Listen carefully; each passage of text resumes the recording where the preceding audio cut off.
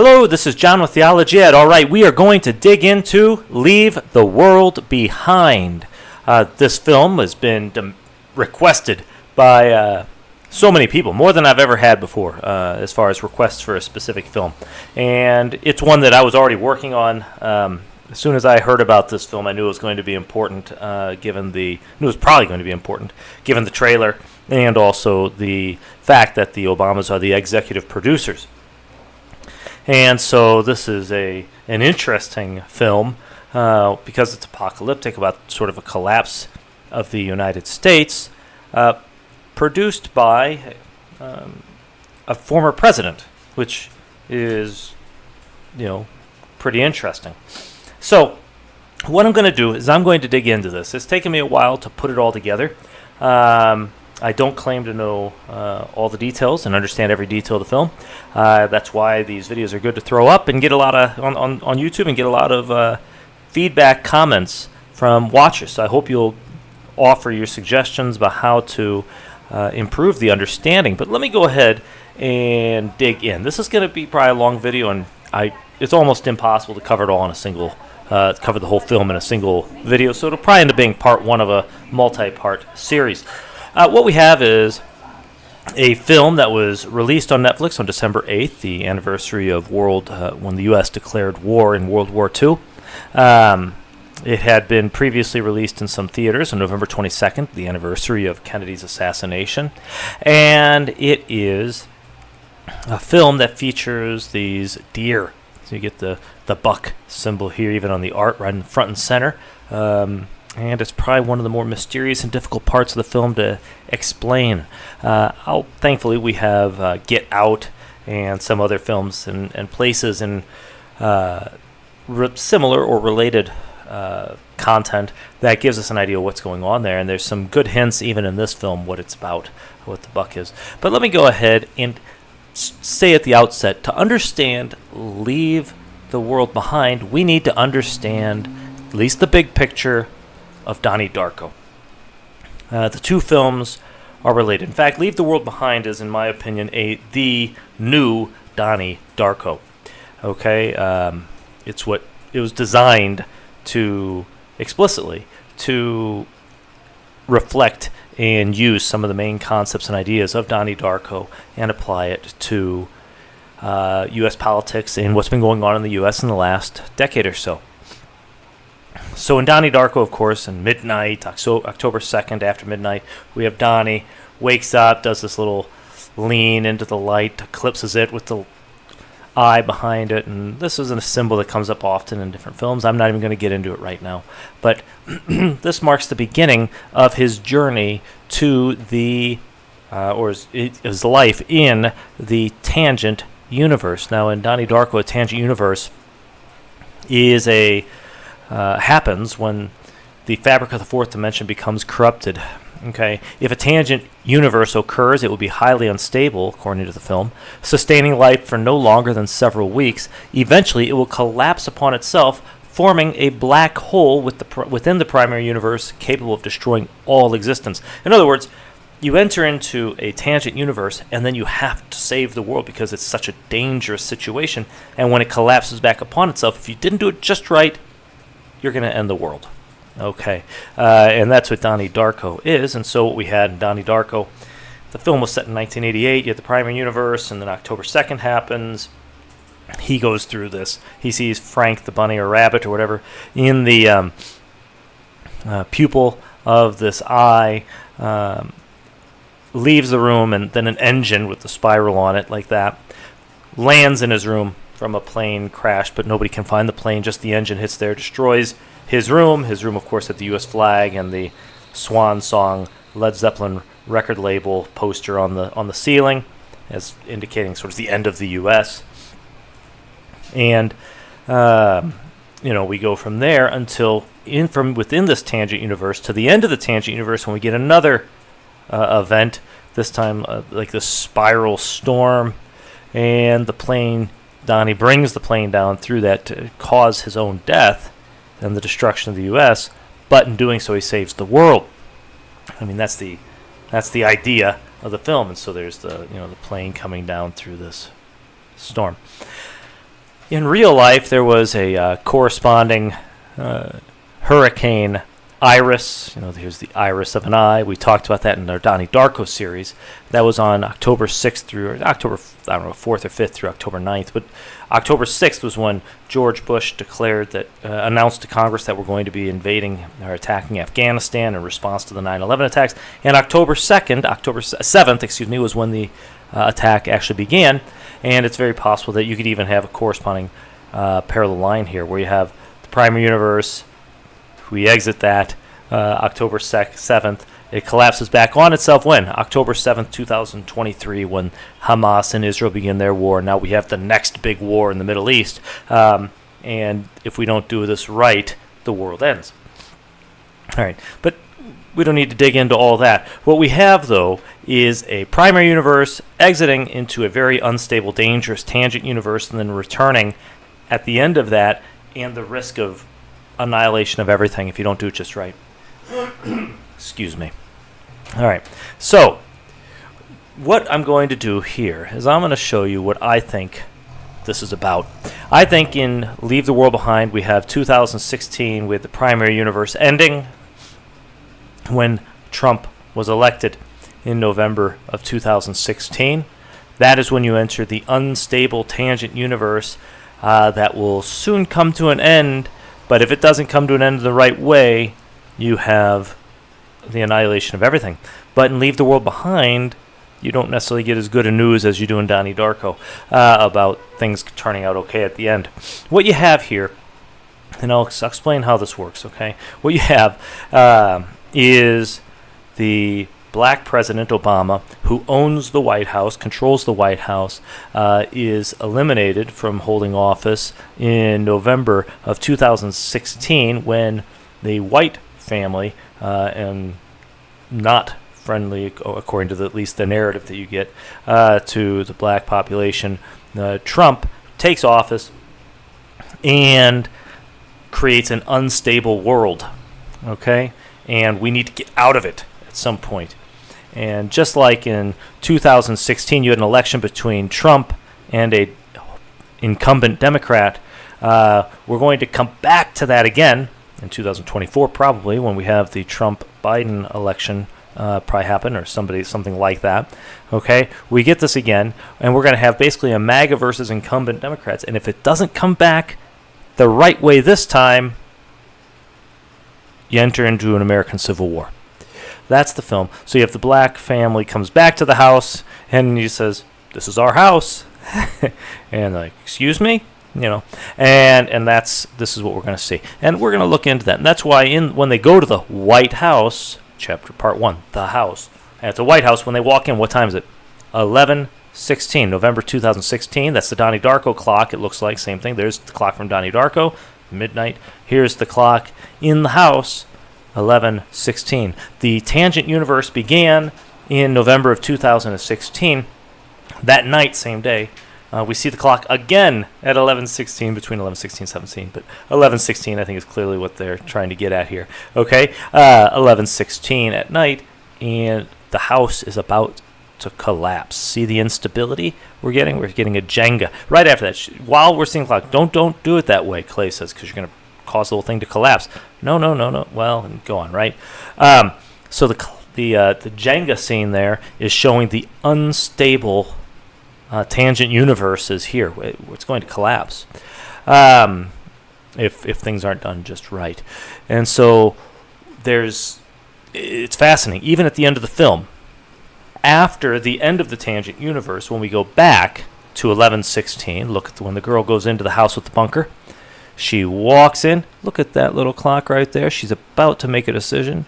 Here it's 11:16. Okay, that's what that reads. If you can look at it, it's very hard to see, but it's there. She's walking. She stops right in front of the clock, and she looks down this hall, and then she looks straight ahead. It looks like she thinks a bit. There's a pause, and she turns down this hall, and instead of going to save the world, I guess, she goes into a bunker, locks herself in, watches friends, while presumably outside the world falls to pieces. Okay? And so this next election, the next, one when we go back to 11:16 again and get our chance to have November 16th again, well, this time you better get in the bunker. Okay, so let's go ahead and dig into the film. A lot of the scenery and imagery in the film you'll see also in some of the films in our Get Out and Be Hunted series, which is the Escape the U.S. series, which I think is mostly on my BitChute channel. But you have Get Out of the U.S., Get Out Us, the Peel, Blum, McKittrick films produced. Get Out of the U.S., Antebellum, before the Civil War. Get Out of the U.S. before You Can't, Nope, and we have the division of the United States, which is often described as sort of a racial division, but not just racial division. It's certainly the values level, and I'd like to see that become less of an issue. But either way, before that leads to You Can't Get Out, and then Get Out of the U.S. Blum line. You should have left because the hunt is coming when the left comes after the right. Okay, and we've got these lines, and in this we have a lot of the same types of symbolism and imagery that we get in Leave the World Behind. Okay, so let's get into the film. It's a Higher Ground production. Executive producers Barack and Michelle Obama. One thing to watch in this film is it does have a symbol here of what I think is the Pi eclipse, which will happen on March 14th, the 3/14 Pi Day, 2025, which is after the election, when I think things probably get really bad. Here we have, from the moon, an eclipse. So if you're on Earth, you're seeing the shadow of the Earth on the moon, which is a total lunar eclipse, which is why NASA has this video of an artist concept of, from the moon, what a total lunar eclipse looks like. It looks just like we're seeing in the film. Okay, that's the idea. And so what we're also going to get something later in the film that points to, I think, 2025 and after this election, when things really turn into a full-blown, accelerate into a full-blown civil conflict, according to the film, I think. How does it begin? It begins with this scene. You're looking at the night side of the Earth. The sun is going to rise. We're seeing a dawn of a new world here. In fact, if you look at this scene, this reminds me very much of I, Petco 2 at the end. Here's the sun rising over the water. We get the lens, dots that almost look like an alignment of some sort, because look here. You see it? Sun, Earth, and the lines. The line is similar. I'm not saying it's self-consciously done that way, but it might be. It might be done in a way that's pointing to this is the dawn of the new world. Okay, but the sun rises over the Earth. We see the day dawning here, and we get a possible eclipse symbolism. If it is, it would point to the April 2024 eclipse. See, the sun is eclipsed by the building here, and then comes out from behind it. And so we are leaving that eclipse period. And so a lot of this probably comes after the April 2024 eclipse, meaning the lead up to the election, then after the lunar eclipse in 2025, and in that period after that. I think it may even have some hints of going all the way to 2028, an eclipse in July, partial. I'll show you. Okay, but so we get this symbolism. We do have up here what look like chemtrails overhead. That would be after that eclipse. Then we get another little possible pointing to a partial. But the film begins, and we're in this scene. This is the first scene we get. We have Clay sleeping. You can't even see him yet. He's under the covers. And we have the time is 6:30, but the hands are pointing to close to 7 and 6, right? 6:30 is when the short hand's between the 6 and the 7, and the long hand is pointing directly at the 6. Over here we can tell it's 6 something. But we also have a mug very clearly showing up as 76. Okay? It looks like a 76ers mug, but watch what he's going to do. He's going to pick this mug up, and he's going to take a drink and put it in front of the clock. I think telling us we're supposed to be looking at this clock as the 7:06 rather than the 6:30. And the line is the lights on here and the lights out here. So there may be something pointing to a 7/6 related blackout, whatever the blackout is. Okay, but let's go ahead and take a look here. He's going to have this conversation. Amanda, his wife, is going to get them ready to go on a trip. She's just unilaterally made this decision to go on vacation for the family. He's waking up finding out, oh, we're going on vacation, and when now? Oh wow, and he's like, why? And she's, 'cause I hate people, but she just wants to get out of here. But you see, watch what he does here. He puts the mug right in front of the clock, right between the light and the dark. Okay, so this is where the lights go out, it looks like. Could be an indication of sort of the end of everything in the U.S. I don't have a clue how far it goes. It could be this July coming up. It could not even be a July date. It could mean something else. Notice that the handles, they cross over a little bit like a partial eclipse. See, watch. Partial goes over pretty far. Okay, and there is a partial lunar eclipse in 2028 on that date, which is also a buck moon, because that partial lunar eclipse always happens on a full moon night, and the July full moon is the buck moon. So the buck moon partial lunar eclipse is 7/6/2028, and it does look like a partial eclipse here, and possibly a relationship to the lights going out. Now it seems like a long way off, but as we've seen before, people follow the channel before. If we try to rush things in our interpretation, expect everything to happen in a day, we're almost always wrong. So it's not prudent to dismiss any interpretation of something that looks like it could be a little ways off. As far as eclipses are concerned, to have a partial eclipse symbolism here with a 7/6 and it matching up in the same decade, the probability of that's very, very low. Okay, so it is very possibly deliberate here. And the 76 does come up again when they're on their way to their house. Okay, where do they go? They take exit 76 to Point Comfort. Okay, there's your 76, and they're going to go there. And so the 76, in relation to all the troubles that are coming, does seem interesting to watch. Now let me go back to where we were. And so she says she just looks at how the world is, and turns out that the reality is that people are terrible, and she effing hates people. That's Amanda. Amanda does not like people.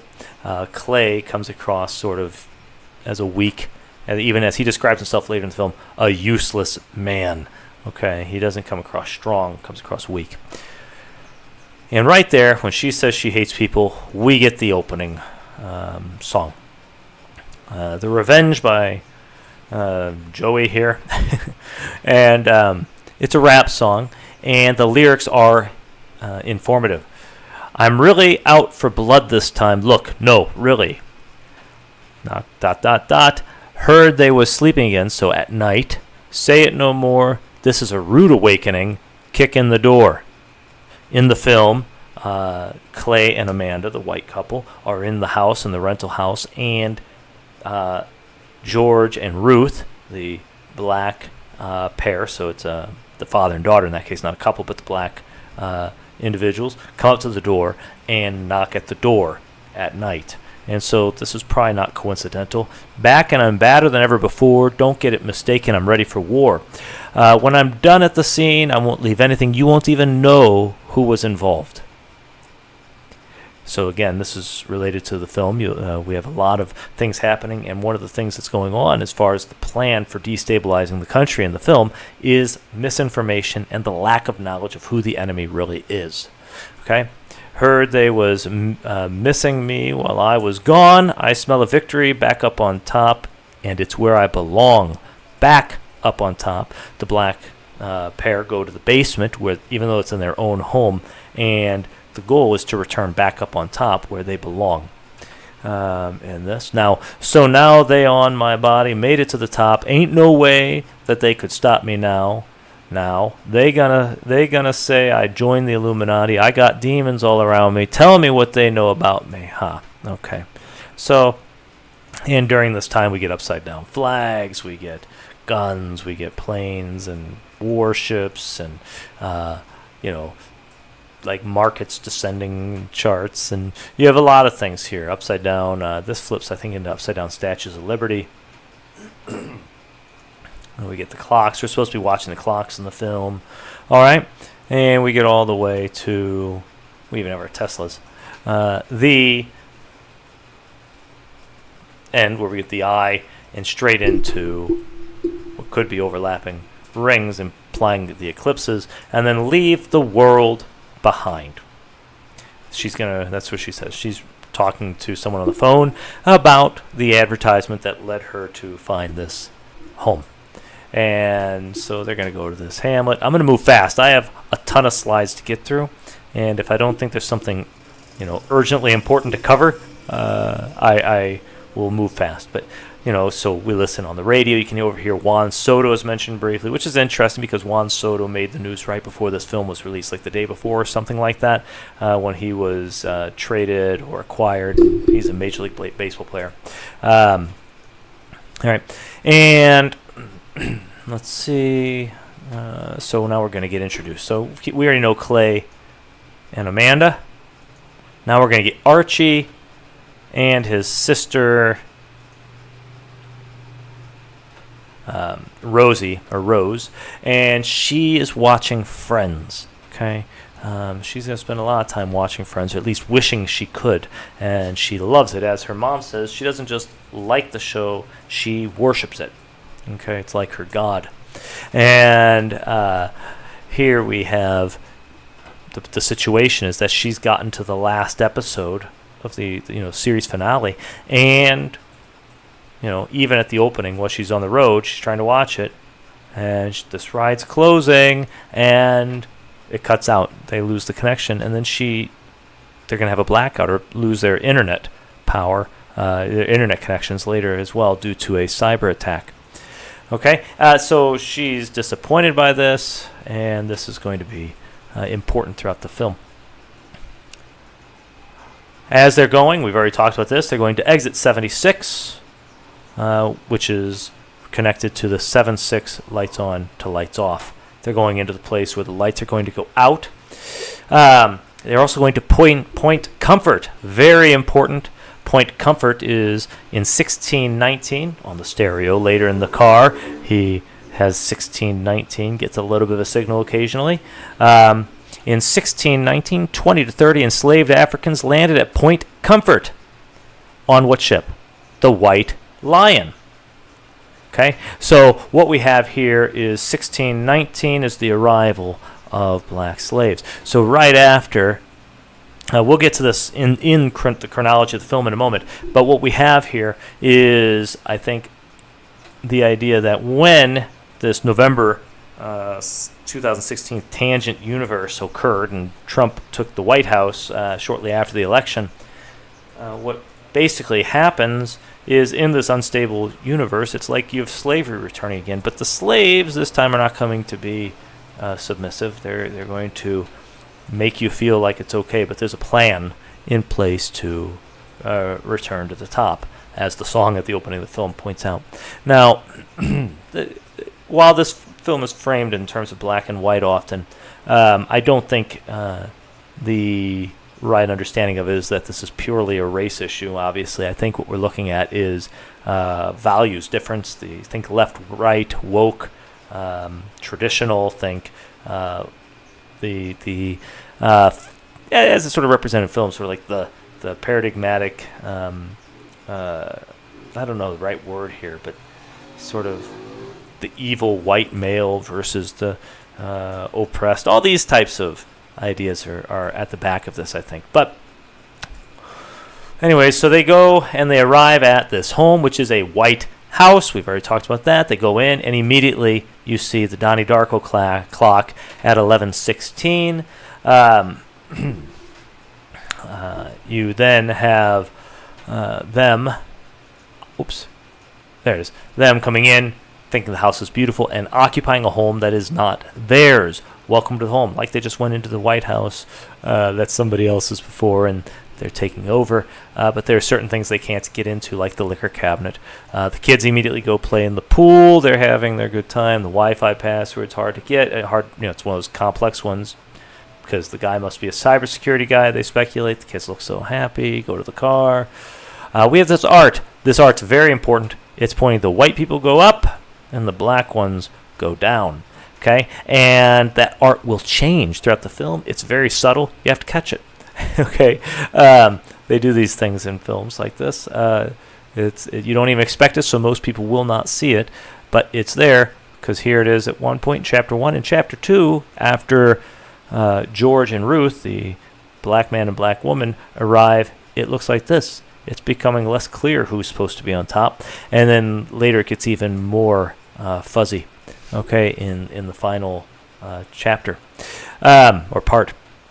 So what we have, though, is and she's going to follow the instructions here. She looks giddy and happy, okay, about this wonderful home she's in.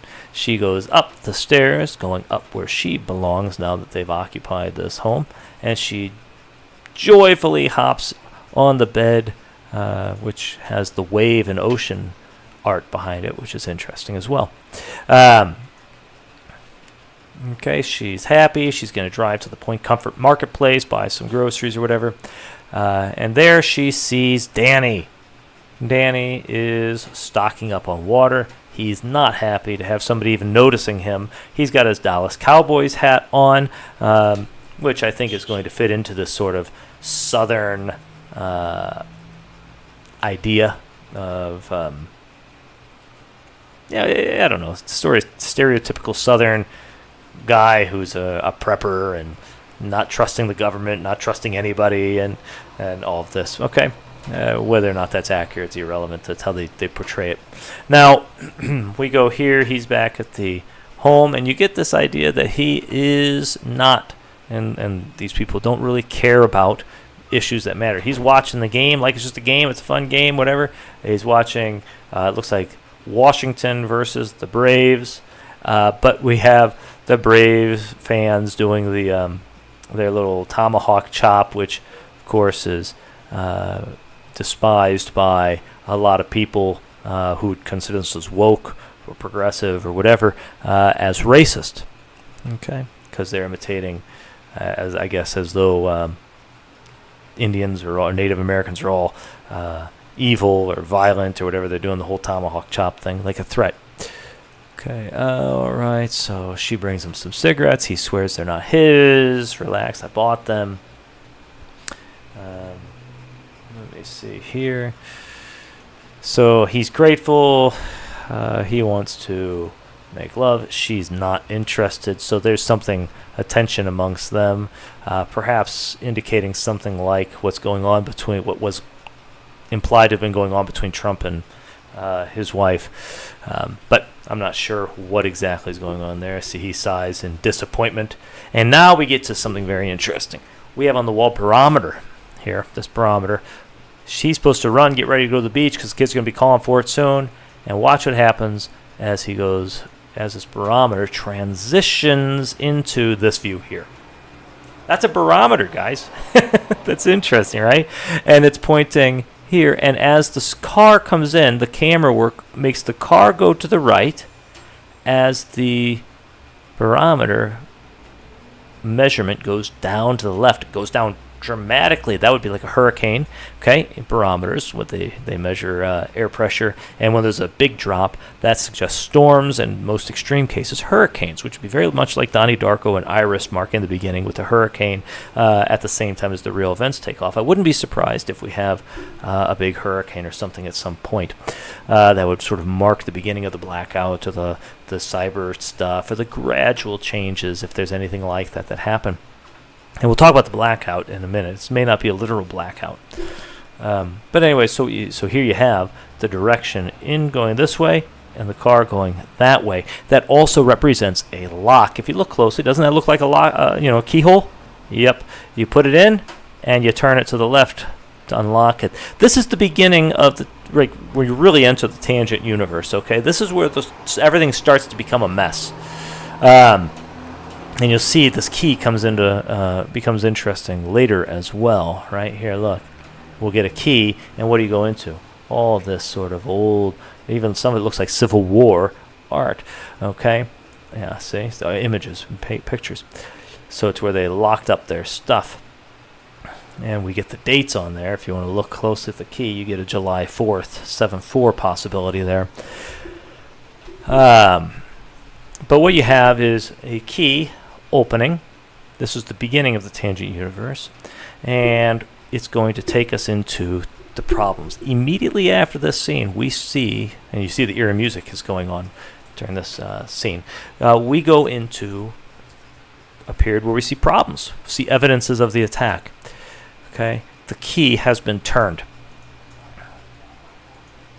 They go to the harbor, and as they're walking to the harbor, if you're watching the movie the first time, you're not paying attention out on the horizon, but the ship is already coming towards them.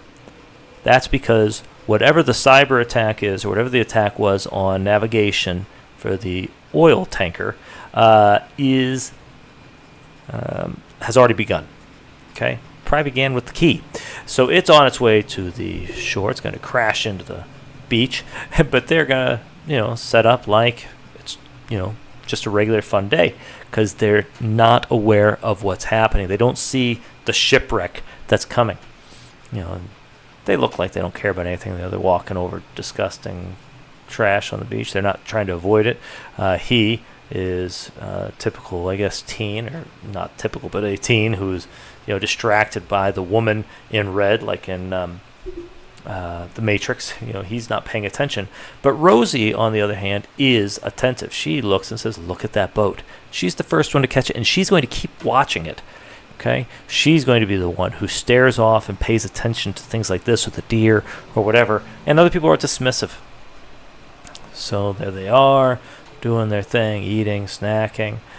He's worried about his girlfriend or I don't know if it's a girlfriend or just a friend who's a girl, but she sends a picture, gives him a location. The location is a 9/11 location, 11/9, and then a 6/3. So maybe some dates, maybe June 3rd or March 6th or something with the 9/11 reference. Not going to dig in too much here. You keep going, though. He's going to ask, "Can we go there?" She's like, "No, it's like an hour away." And the girl is still paying attention. Everybody else in the background, they show the scene to show that most people are not attentive. I think the indication also is that they're not going to make it. She, on the other hand, is the attentive one. Very much like in White Noise, where if you're carefree, you're going to be doomed. Okay? You need to be taking care of yourself, getting ready, getting out, whatever. And she says, it's getting closer. He says, "What is it? The ship?" He says, "Oh, yeah, she's a beaut. Looks like an oil tanker. Must be a port around here. I read this piece in the Atlantic that says New York has one of the largest natural harbors on the planet." Now, I don't know what this piece in the Atlantic is. I looked around.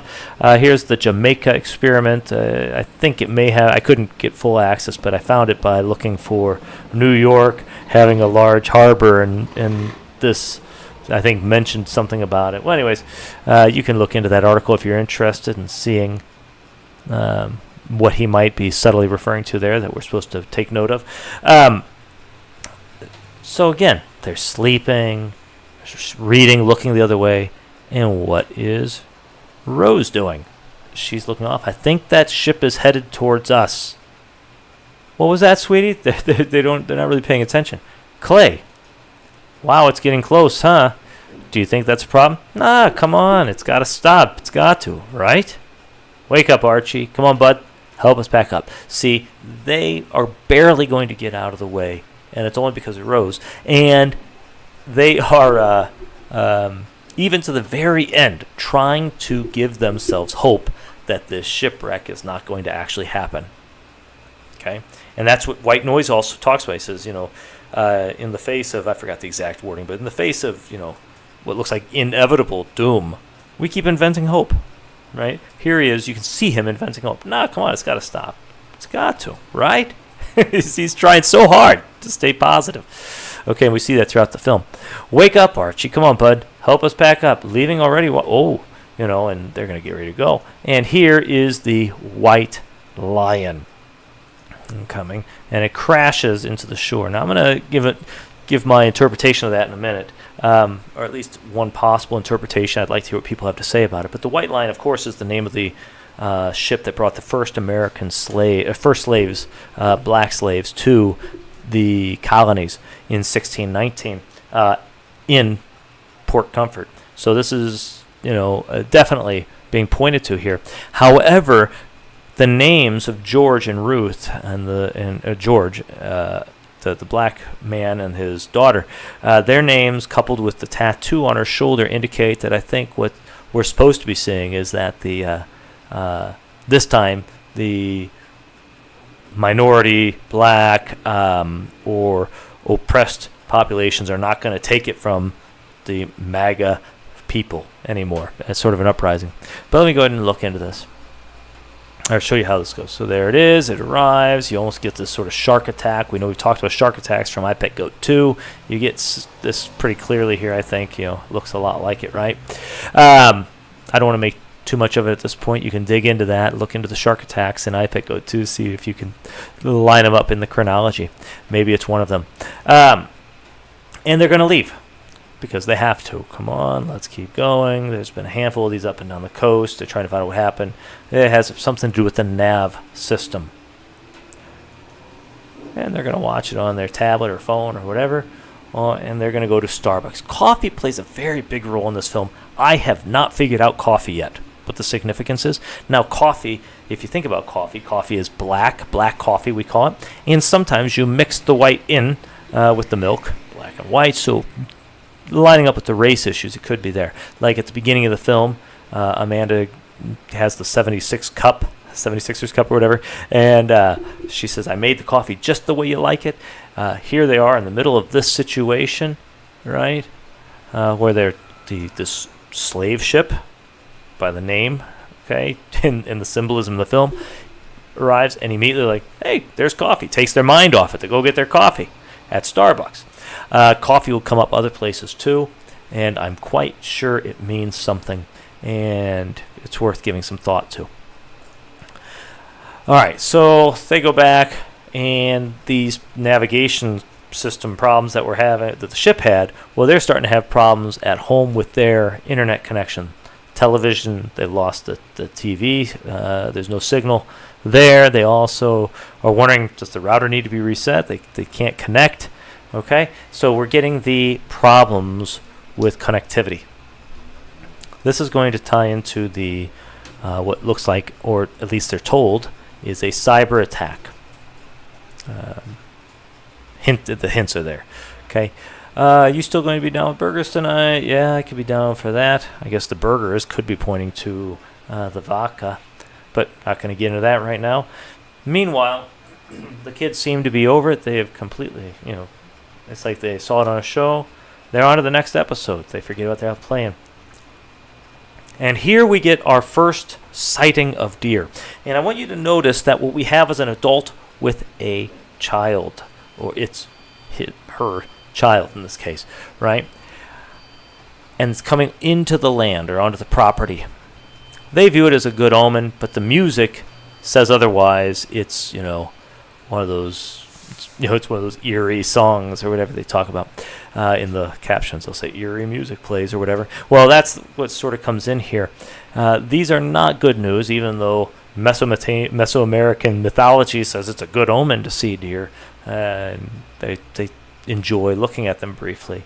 What we have here, I think, is our first hint of the hunted coming to take over, coming to return. Okay, remember, there's a hunt in the movie The Hunt, in the sequence, where the people who are on the left, progressives, the woke, or whatever, they're going to hunt the conservatives or the right wing and all of that, and they do it for sport. Well, because it's viewed as backwards. And here we have deer, which are usually the hunted. Okay, I think they're representing the the left or the black population or something like that, minorities. Because what's going to happen is they come here, and then we're going to quickly move to what? We see them lined up with the sun. Keep the sun in the screen right there, right? It stays there. The sun goes here. The scene goes very quickly. There's no conversation again. It's just to show the day passes. And then we're going to go, this time, sun setting to night. And that's when we see, again, the 11/16, almost 11/17, but 11/16, which I guess would be the end of the year 11/16, right? Almost the year 2017 when that would happen. But anyways, 11/16, and we see Jenga. The place is almost ready to fall, right? You've entered the unstable tangent universe, and while they're having their little conversation here, which gives some, I don't know, he gives some vibes like maybe he has some improper relationship perhaps with the student, or at least she is suspicious of him because she's not very interested in his conversation about his female student and all of this. Anyways, and may explain the lack of desire for her to be intimate with him because she doesn't view him as faithful to her, which again would line up very well with the Donald and his wife. Okay. In the White House. Let's see. And while they're talking, there's a thud. They think she says somebody's here. She says, get a bat. And he says, why would I have a bat? Which, good point. Knocking on the door.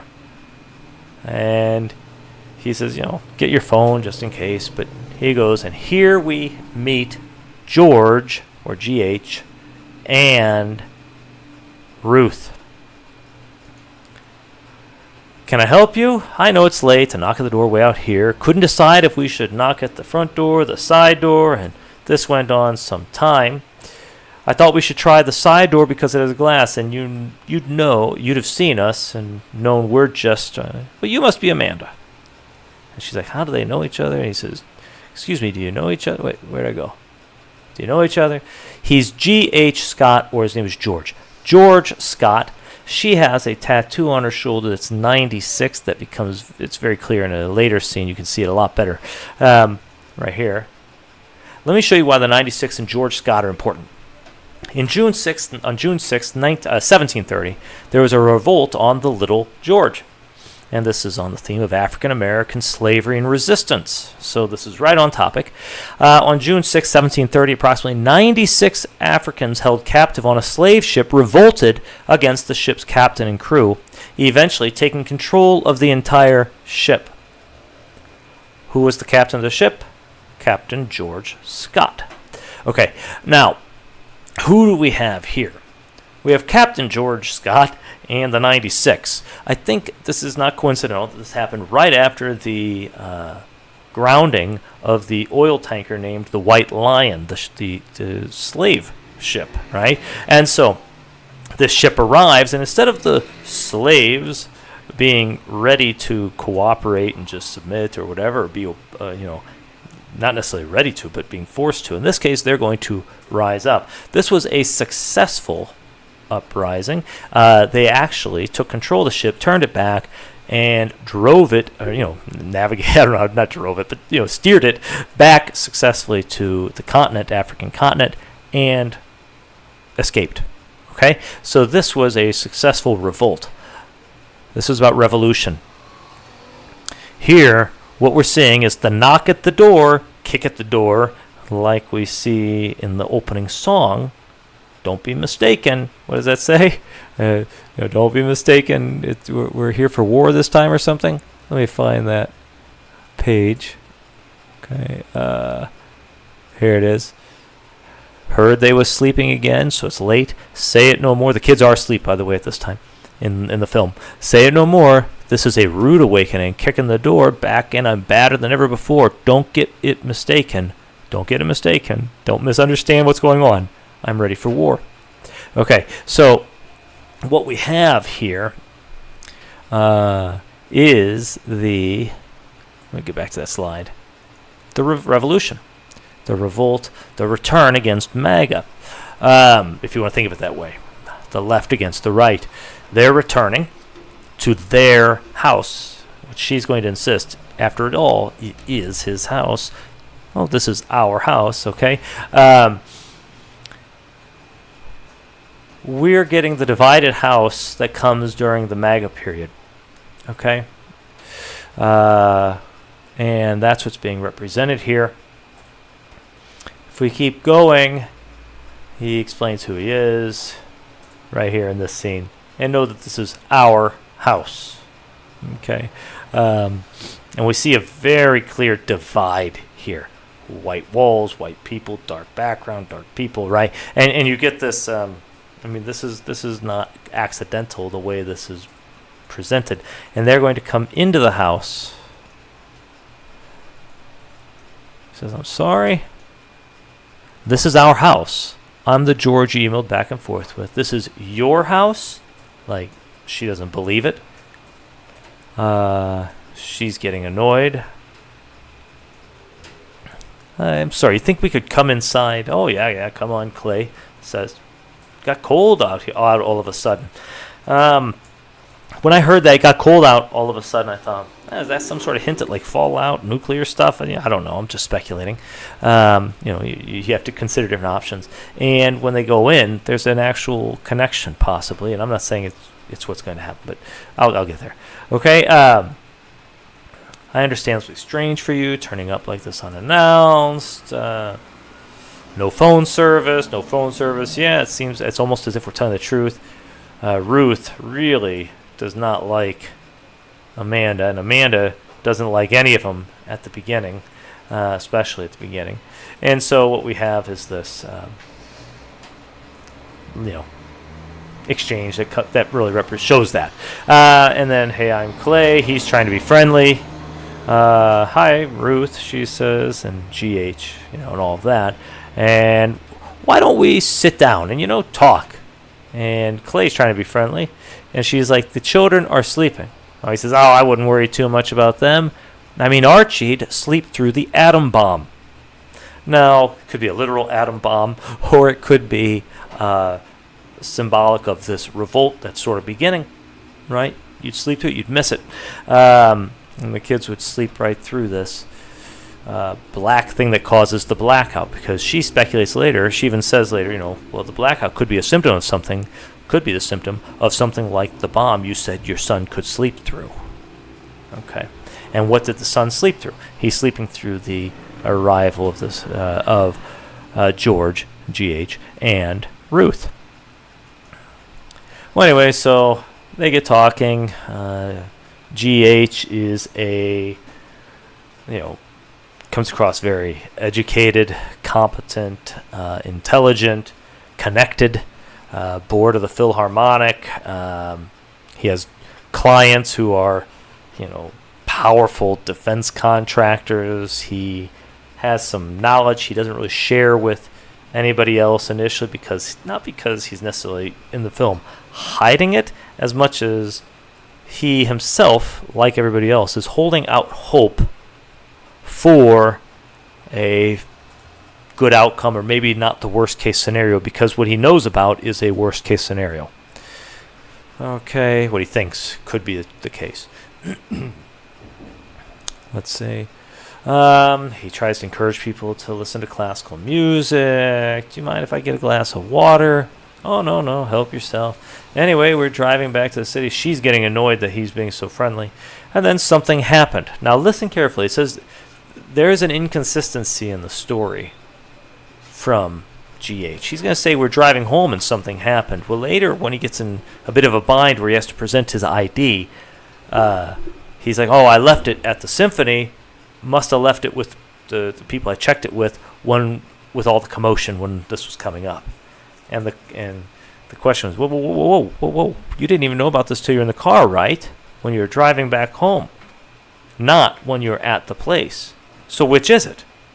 It's convenient to change your story when you don't have your ID on you and you can't prove that you are who you say you are. And that you actually have a right to be here. Now, when you watch the film, you get the impression from all sorts of things that they clearly have a right to be there. It seems like because they know the home. They have the key to get into the liquor cabinet, and they have a key to get in another locked room. And that they're familiar. You do get this impression. So it's not, but it's a very interesting thing to do in the film, and it leaves you suspicious and at least wondering what's really being communicated here. Okay. Well, anyways, they were driving back home supposedly, and a blackout happened. Now, the question: a blackout? The lights seem to be working pretty good. Exactly. Okay. And they just move on. So maybe there's a blackout in the city and not here. Makes sense. But whatever the blackout is, it's affecting the internet service and the television here. Remember, in 2020, I had some videos up about the blackouts that were happening, and they were not literal, had nothing to do with power plants and power. The blackouts in that period had to do with the there was some sort of like a protest. They were called blackouts, where the black population was opting out of making purchases and buying things in order to sort of protest the mistreatment of blacks and the Floyd situation, all the stuff. You remember all the race riots that came after that? They were blackouts, where they were metaphorical blackouts. So this language could be pointing to unrest of some sort that could be either racially motivated or left-right motivated, or something to do with the tensions and divisions in the United States, not necessarily a literal blackout. On the other hand, it could actually be some sort of a cyber attack, a literal blackout or communications outage that leads to real issues and future conflict in the U.S.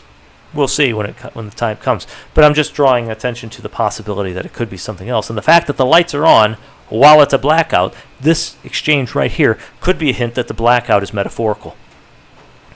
Okay? And it would fit the story overall, where we're getting a lot of black-white, unstable tangent universe, right? Where you have the whites, think of it like almost being treated like the white supremacists in power, while the people who are oppressed beneath, and they're going to protest, right? If that was a blackout, and that's the type of thing that could lead to uprisings, and not uprisings, but to division and discord in the U.S., then maybe that blackout is metaphorical here.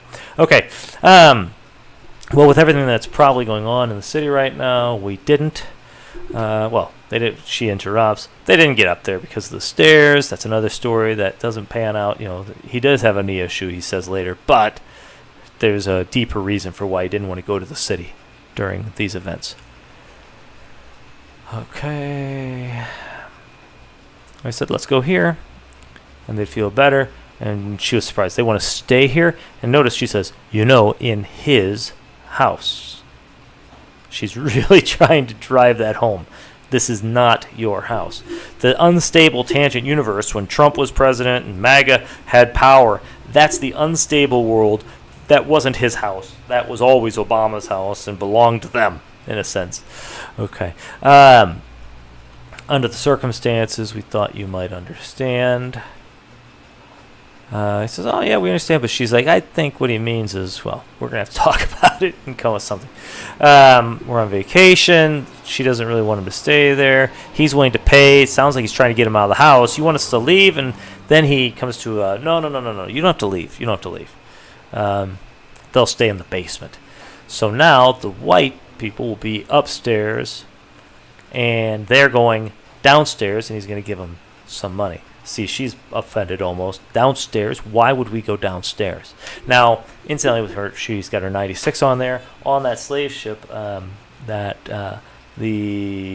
with the successful revolt of the Africans who were chained up, they returned to Africa, which is obviously good for them. That's great. But they were downstairs, or down below the deck where they were held, and they'd come up. So again, I think a lot of symbolism is going on here. Even when you go to the basement, the house, I mean, it's wood. It looks like you could look at it's luxurious compared to what it would be like to be in a slave ship. But it does have sort of a lower deck of a ship look because it's all wood. I think we need to look at the terms and conditions here, and he's going to negotiate this a bit. She's like, I don't feel comfortable with you in the house.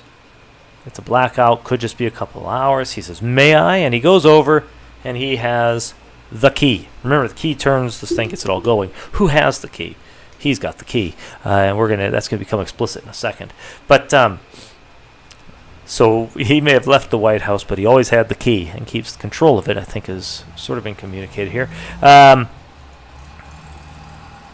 He's going to open this, and he's going to unlock the door. Remember, at the beginning, when you enter the Tangent universe, whoever has the key opens up this instability. Okay? And when he opens this up, you have money, and you have a gun.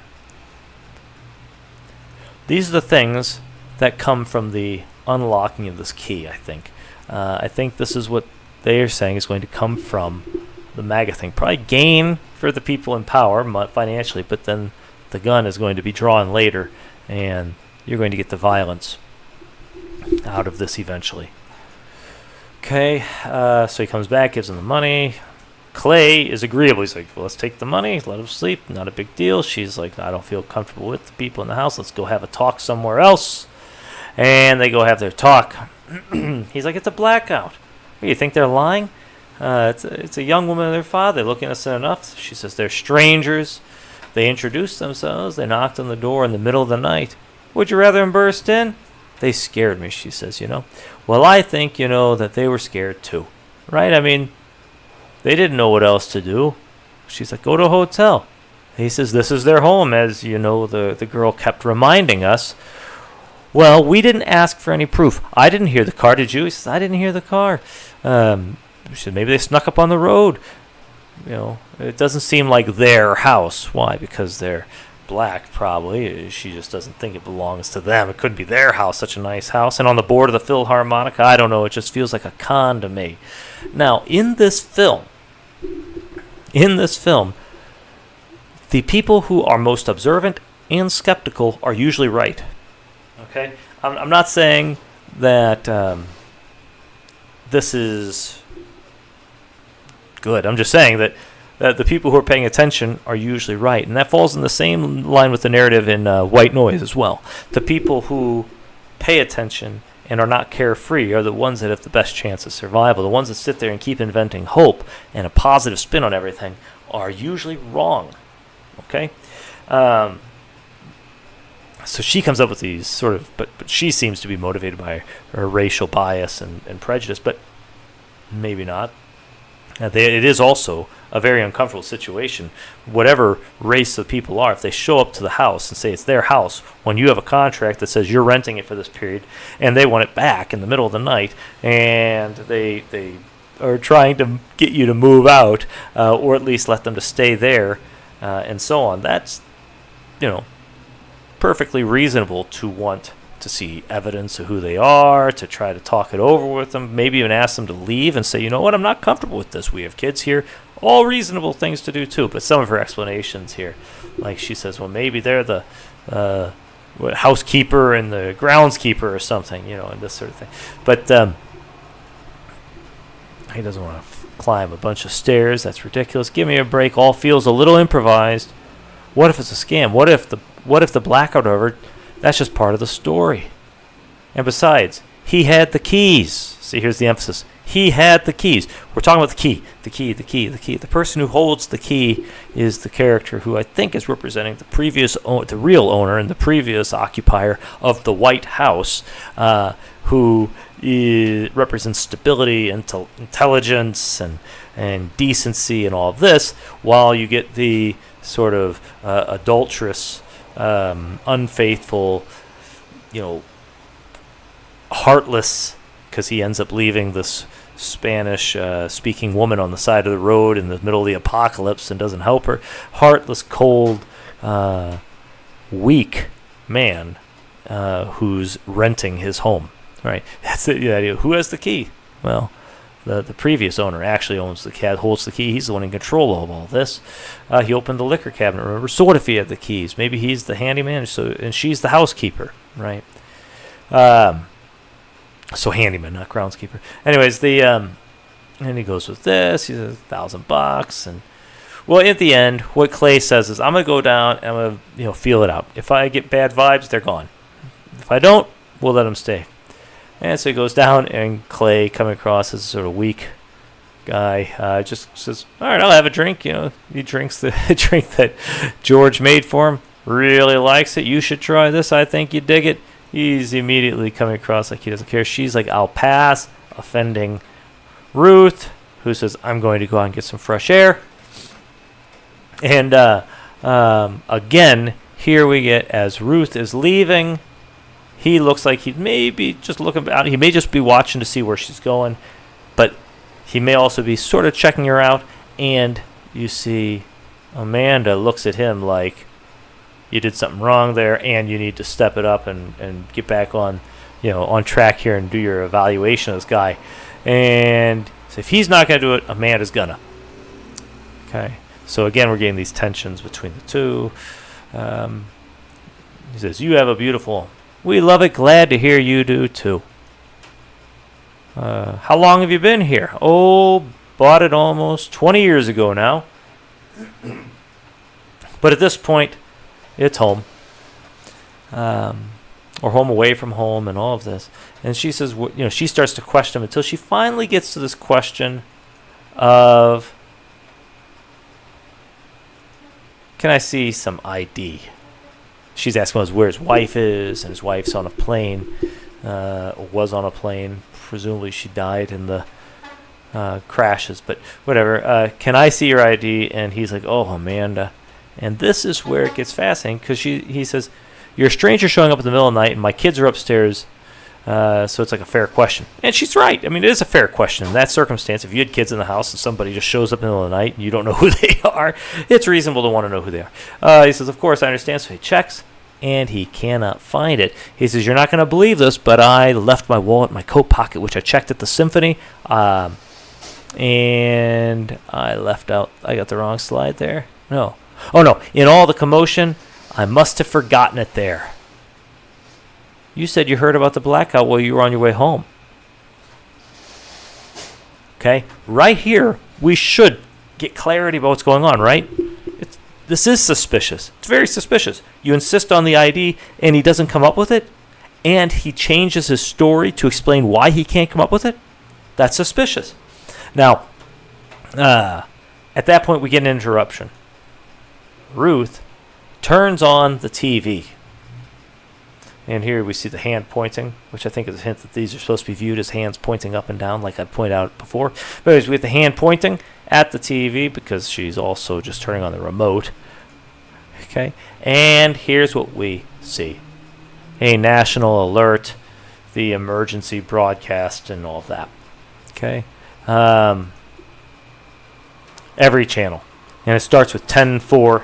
Right, and then you get 11-4, 11-6, or 114, 116, right, and 12-2. The channels are going to be important. I think these channels are important. That's why I have all these slides that look the same except for a channel difference. But the ones that become more important are the ones we'll see downstairs. I think we're watching a 10-4 as you lead up to the election. 10-4, and then you get 11-4. 10-4 is like irrelevant. I may have explained it a little bit wrong, but here we get 11-4. What we have is the day before the election next year, which is 11-5, and 11-6 is after the election. So it's like the lead up to and the post-election, perhaps, is being hinted at there. But we'll see in the basement. It clearly is the lead up to the election, I think. So the blackout could be something bigger, could be a symptom of something bigger. The blackout could be a symptom of something bigger, terrorism, or a bomb like the one you said your son would sleep through. Ruth, all radio stations and television networks. We'll see. He says, "You know what? You can stay here tonight. Tomorrow we'll sort through everything. Things always look different by the light of day. I guess self-help cliches are rooted in some truth, huh?" And when he comes up with some positive statement again, optimism, what comes with optimism? But the Jenga stack collapses. Right then. Oops. Right then. And now we see them going into the basement. You see the wood look. Right? Okay. They go down to the basement. Here we have a map of Attica, or whatever they call it. This is a map from the 1970s, which is a map of American violence. We'll get into that in detail later, or at least look at a little closer at it. But this is a map of American violence. So we're seeing, and mostly due violence against people of color. So you'll get Native Americans or black violence against blacks and all this, as well as some of the wars, okay, like the Hiroshima bombing and so on. This is a map that basically shows how violent and evil America is and has been everywhere in all parts of it for its entire history, even leading up to its founding as its own country, and all of that. That's what this is. So that's what they have on the wall, and so this includes revolts being put down and so on. Here we have that to be in the mind of the people who are down in the basement, oppressed, who are going to or should be trying to revolt. Now look, they're going to sit down and check the TV out and look at the dates. If you think of those as dates, November 2nd, 11/2, 11/3, 11/4, they stop. This is the lead up to the election. The election is November 5th next year. You know, it reminds you of that other movie, you know, I remember the 5th of November, Gunpowder, Treason and Plot or something like that. I don't remember it. But V is for Vendetta or whatever. But November 5th is the election next year, and this is the lead up to it. And what do they say? We need to get them out of here. See? As the election approaches, we got to get rid of these people. We're not going to do that, how? By scaring them, though. They need to think everything's going to be okay. So I suspect whatever happens next year, the lead up to the election, is going to be done in such a way that even though the intent is very, very bad, and what's coming with it and after it, they're going to make you feel like everything's okay.